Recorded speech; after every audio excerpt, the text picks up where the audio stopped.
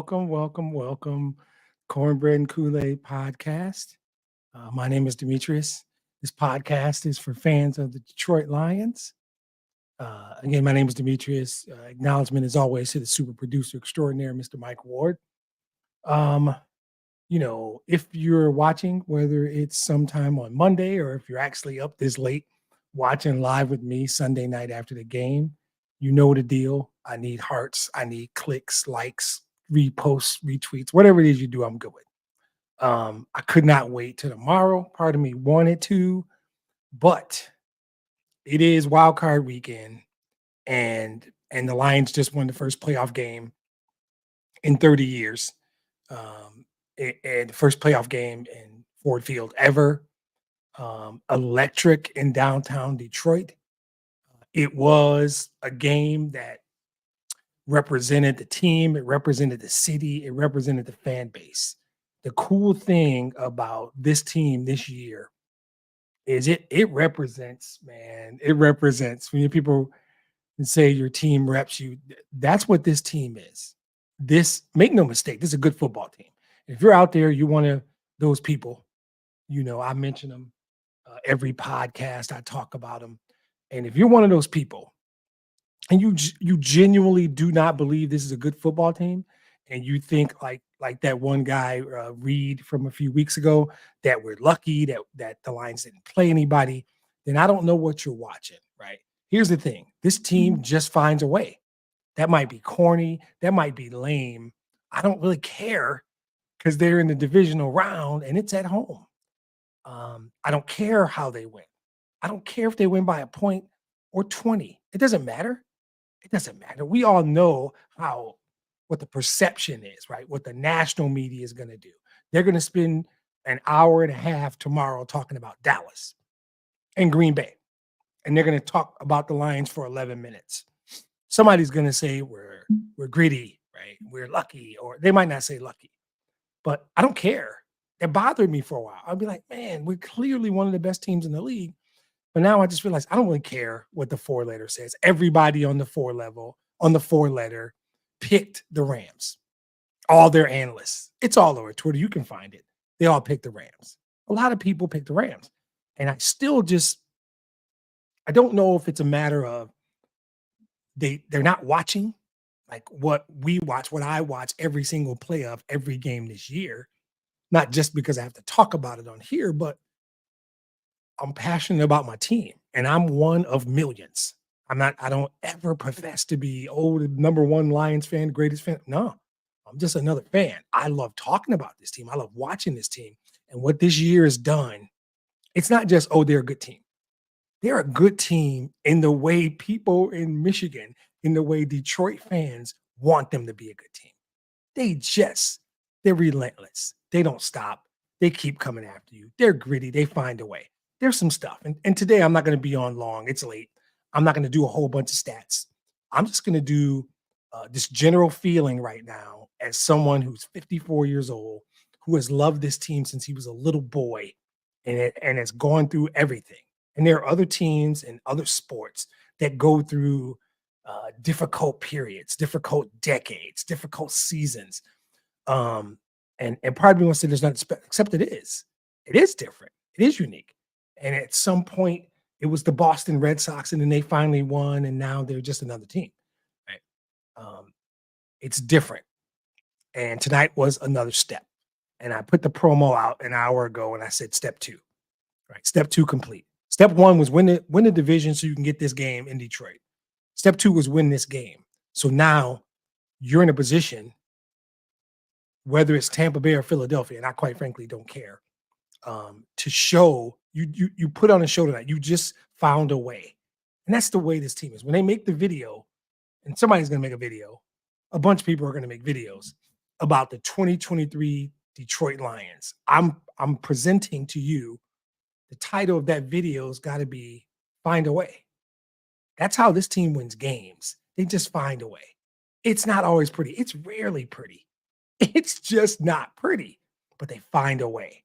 And history won't care, right? I wanted to come on and complain about officiating. No, I will. I'm almost certain I will. Don't worry about it. I'll get to it. But I'm gonna just look. If hopefully you're a Lions fan if you're listening, and even if you're a hater like Reed, whatever.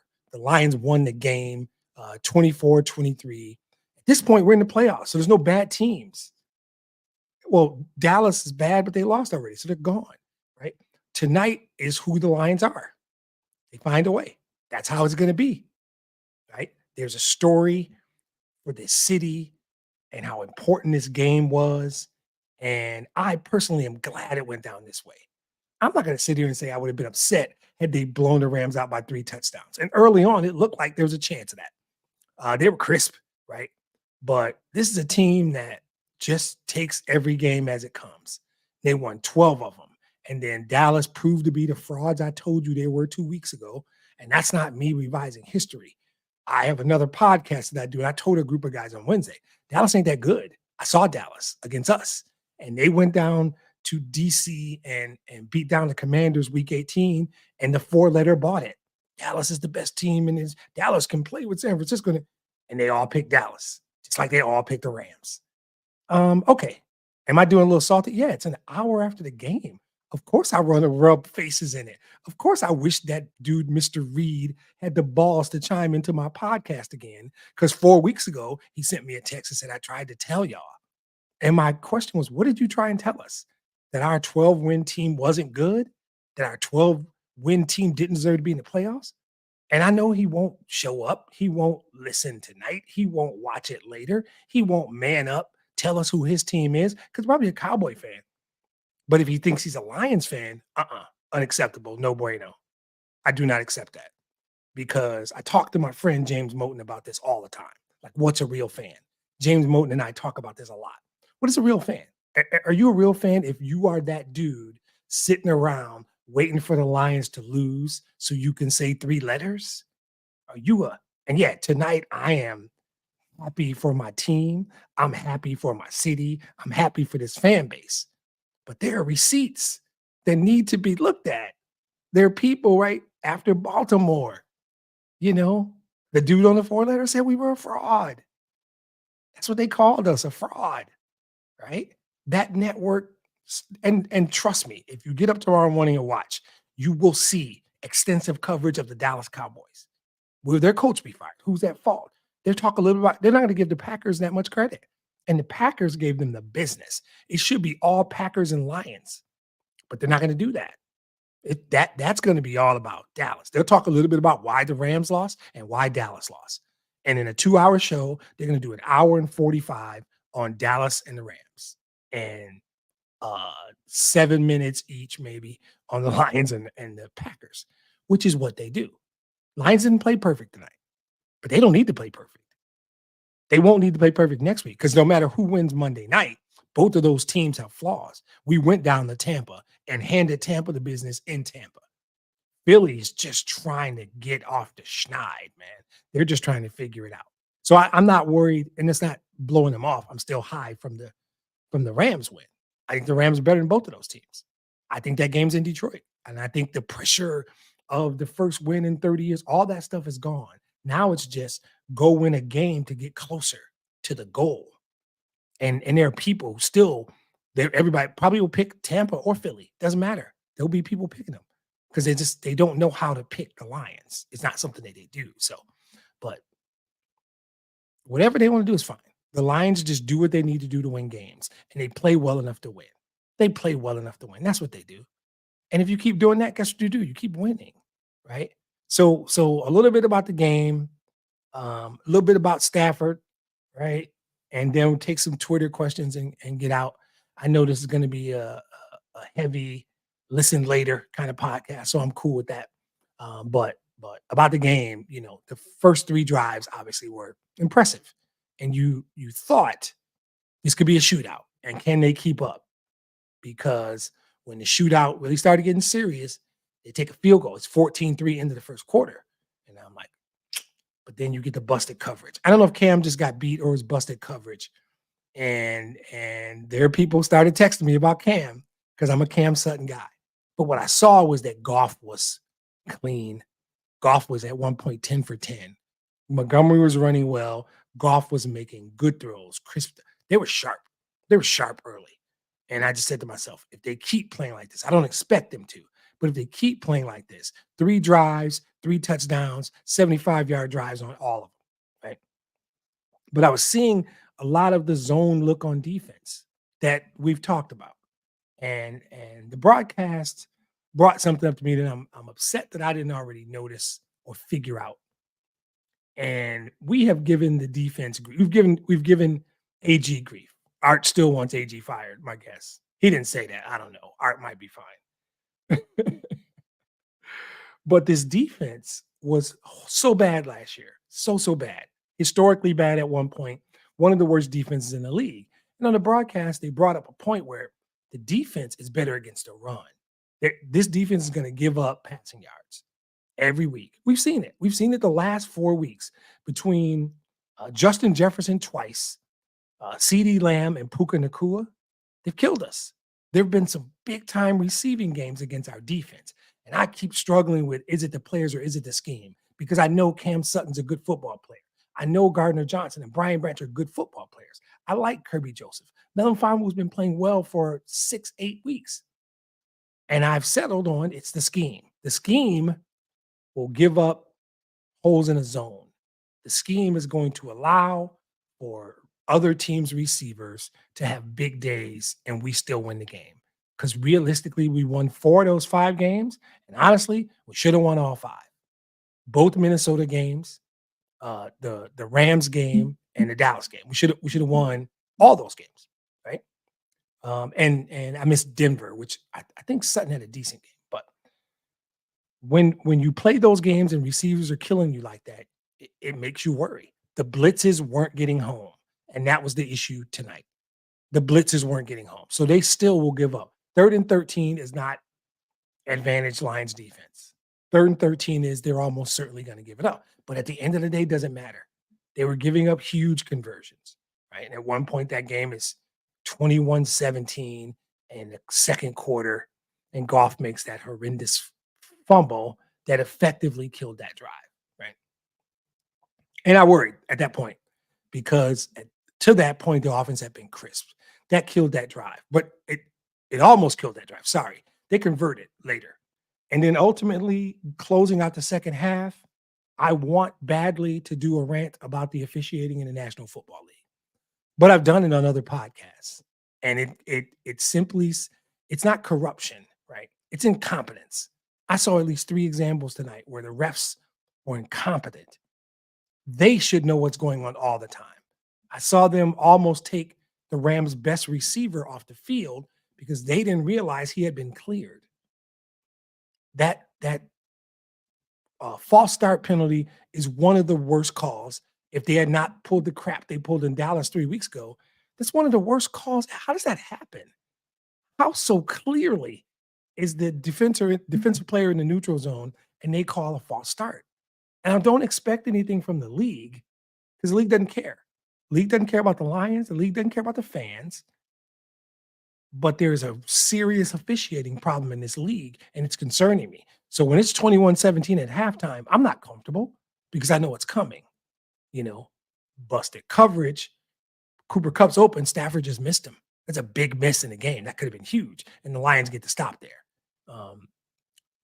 But having momentum and putting your foot on the other team's throat is still not something we do yet. We don't know how to do it. The blitz wasn't getting home. I think that field goal that pushed it to 24-17 was important. What I did not see again was the ability to get pressure with 4 men. The only time we got pressure was blitzes. Now, Stafford's next level. I'm not going to do my speech on how I feel about Stafford. I don't think either guy that we play next week is Matthew Stafford.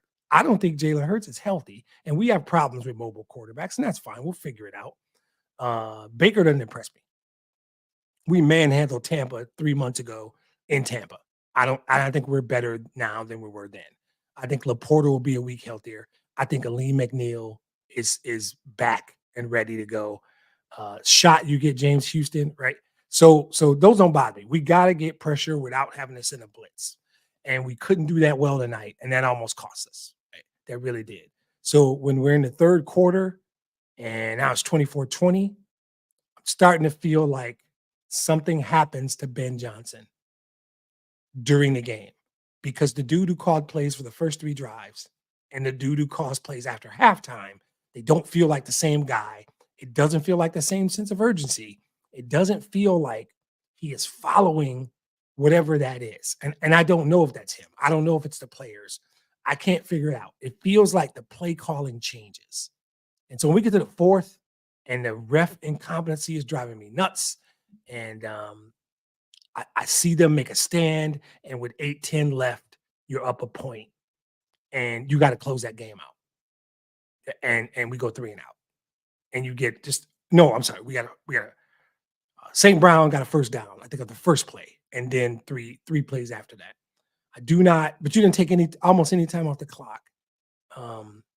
That was when you're supposed to drive the ball with the creative genius of Ben Johnson, who everybody thinks is going to get a job, whatever. You got to take that ball. You got to go 6 minutes. You got to drive the field. You got to find the end zone and close that game out, right? Give him the ball back down 8 with a minute and a half. I don't care. I don't care. If they pull it off, they pull it off. And in hindsight, they won the game. So I don't know. But good teams find a way when they got that ball back 8 minutes, up a point, they find a way to close that game out. And that was disappointing. But you get over it, right? Because this is who they are. They'll find a way. And make no mistake, part of the role of the podcast is to analyze the game. And when I do that, I look at everything. Does any of it matter? No. At the end of the day, does it matter? The answer is no. Tonight, it doesn't matter. Next week, you have to think about those things. You have to think about the fact that you're not getting pressure with 4 guys and you have to send blitzes. And are you sending the right blitzes? How much zone are you playing? And I just see too many times where I see Cam Sutton bump a guy and then let him go because he thinks he's got help behind him. And then some guys wide open guys. And I think that's AG's system right now. He lives with that. And then once they get down into the red zone, you hold them to a field goal. And I think that's the defense. And I just got to get used to it. It's tough for me. But between the 20s, they play a zone that has gaping holes. Once they get into the 20, those gaping holes are not there because the field's shorter. Linebackers can drop in coverage, and those gaping holes aren't there. And the Rams were in the red zone 3 times and got 3 field goals. And that's your game. That's your game. I think that call by the refs at the end of the half cost us points. Because if they don't mess up that call, that's a first down. We're almost in field goal range. I think you kill the rest of the half and probably get a field goal. But it didn't matter. A 4-point win and a 1-point win don't matter to me, right? But good teams, and I guess I shouldn't say we did find a way to close it out. We got away with one. We got away with one on that last play. Because I don't know if it was Branch or Sutton. No, it might have been Ducey. It might have been Gardner Johnson. You grabbed the jersey. And that's a play that historically we get called for. And they get a field goal and win the game. They did what they had to do, right? So all in all, giving up big plays doesn't bother me if you win. Some of the offensive play calling still concerns me. And make no mistake, I'm thrilled about the win. If I don't sound happy, then I'm doing something wrong here because my team just won a playoff game for the first time in 30 years. They're hosting another one next week, and I'm thrilled. But every week when I look at it, I come away thinking there's stuff that scares me. And at one point, my brother said we should be blowing out the Rams. And I text back, that's not how we do it. That's not what we do. We do just enough to win, no matter who it is, whether it's in Kansas City, whether it's in Dallas and the refs steal it, whether it's in Tampa or somewhere like that, we just find a way to win. And if you do that 2 more times, I get to do a really good podcast, right? Find a way to win at home next week. Let whatever happens in San Francisco happens. Do this 2 more times, we're going to have a different kind of podcast, right? And a different kind of atmosphere and environment because as much as people, hockey is big in Detroit. Hockey town's not a joke. Hockey town's for real. Tiger baseball will always be great in Detroit. But if this football team does what I still would call the unthinkable at this point, And we're not that far away, and we're good enough to do it. So it's not even unthinkable. I'm not ready yet. I'm not ready yet. There are 2 games where I'm not ready yet. We just got to take care of business next week. Whoever shows up, and we got to beat them. And then we try again. As an organization, I feel great. Tonight, I feel really good. Let's hit a couple of Twitter questions and get out. All right. What's the first one? Ooh, right out. Okay. What do you attribute the slow third quarter starts to? Good question. I haven't been able to figure it out. Now, I hinted at it a little while ago. So I lean toward Ben Johnson, and there's something that shifts in the way he calls plays. And they like to talk about being scripted. So early on, you have an exact plan of what you want to do. And as the game goes on, the conditions change. Maybe it's the other team making adjustments. The Rams aren't a bad team. They're actually a good team. But I still don't see the shots downfield. I see the 15, 18-yard crossing routes. By the way, Josh, wow. Yeah, welcome. Josh Reynolds was so good in the first quarter. And I think that's where the game was actually won. But I want to see the field stretch. J-Mo still feels like a decoy. He had a couple catches today. I think he only had 2 targets.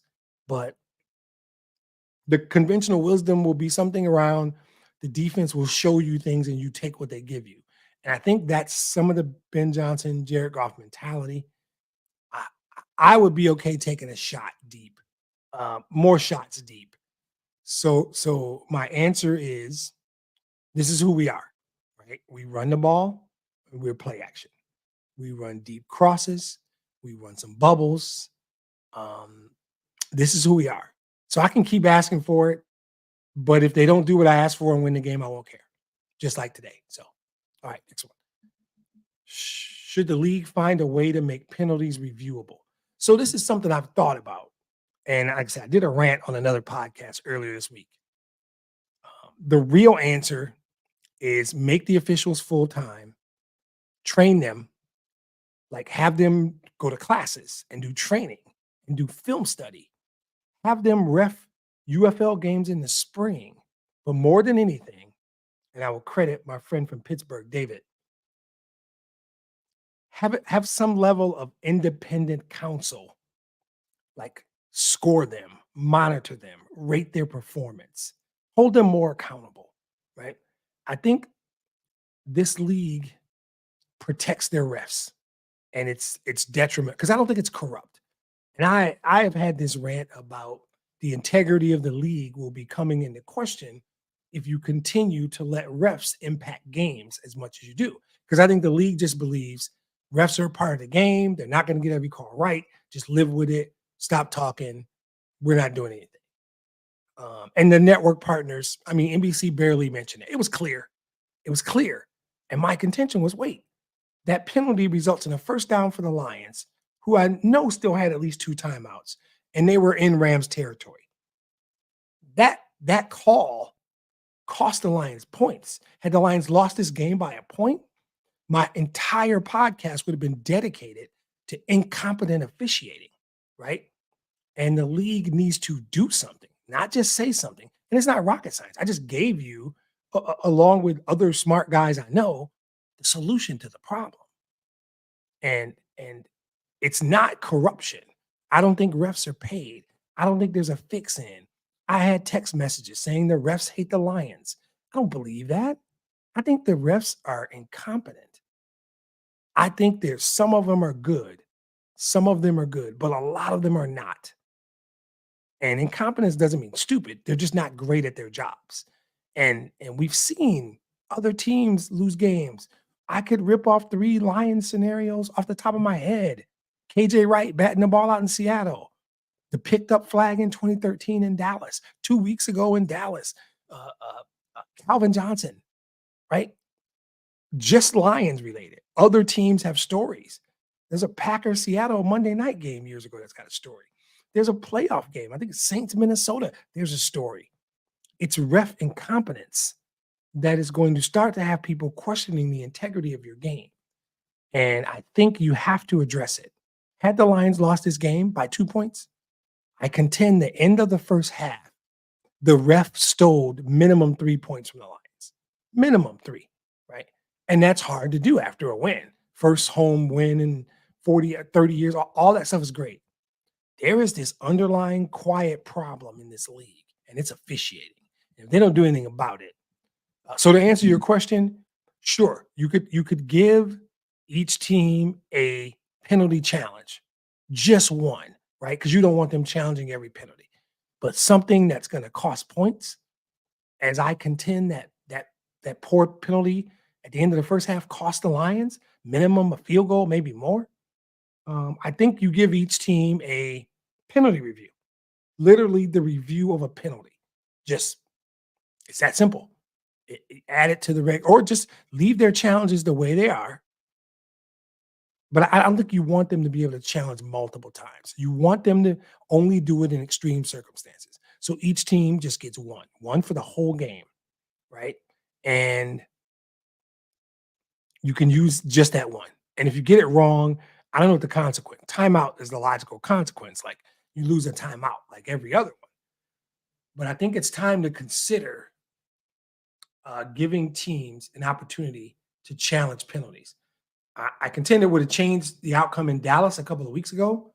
And had they lost the game by 1 or 2 points tonight, it would have been, and my guess, they have a competition committee that might look at it. But I wouldn't hold my breath.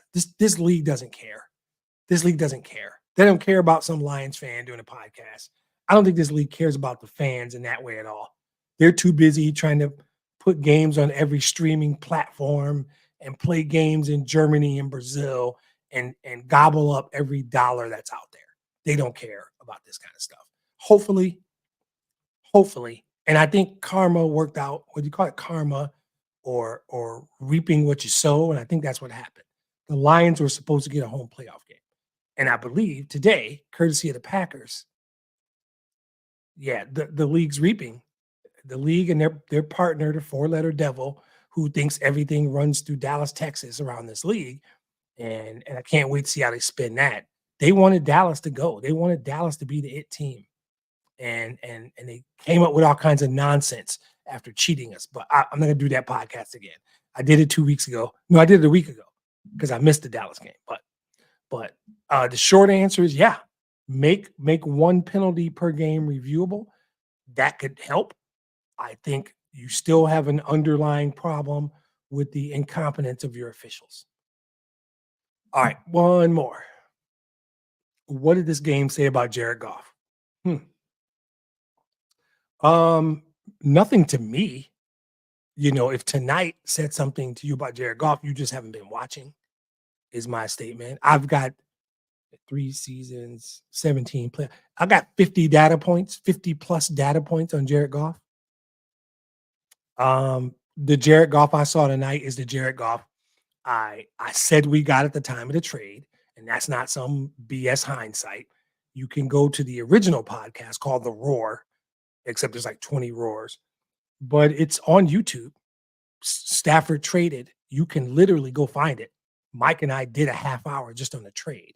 And at that time, I said, we might have got our quarterback in the deal because the logical assumption was they're going to use one of those first round picks now to draft a quarterback. And then 2 days after the trade, I said, Goff's like 27. He's been to a Super Bowl. I said, Mike, what if we got our quarterback too? How good is this trade if we got our quarterback? Then I followed that up April of 22 when the draft was coming. And I had idiots out here saying, take Malik Willis number 2. And again, you guys know me. I don't like unintelligent people. It's my thing. Like I said, my friend James Moten and I talk about this all the time. Like, why do people call themselves fans and they want the Lions to lose so they can be right? Why do people watch the Lions take Hutch? And because they did a mock draft and picked Malik Willis at 2, they wanted Malik Willis to succeed so that they could say the Lions were wrong. I don't understand those kinds of fans. But I said then, I did a draft podcast and said taking Malik Willis number 2, taking any quarterback number 2 doesn't make sense. I said very clearly, the Lions have a quarterback. And then this past preseason, 4 months ago, I did a preseason pod and said, guys, Jared Goff's our quarterback now. He's our quarterback next year. And certainly they lost 2 out of 3. They lost in Chicago, and you started seeing pictures of Hendon Hooker. I don't understand that. I don't understand that. I said then, Jared Goff's our quarterback now. I would put a 3-year extension in front of him. You're going to have to pay him. Now you're going to pay him 50, 51. So just get ready to give him 3 years extension, 160, something like that. Maybe 4 years, well over 200. And guess what? He deserves every penny, and that's going to be a steal because he's only 29 and he's technically, not even technically, reasonably, logically, data driven. He's still in his prime because we have 50 or so data points on Jared Goff. And I will tell you, 43 of them are telling you he's a really good quarterback. He's not Stafford. He's not Lamar. He's not Jalen Hurts.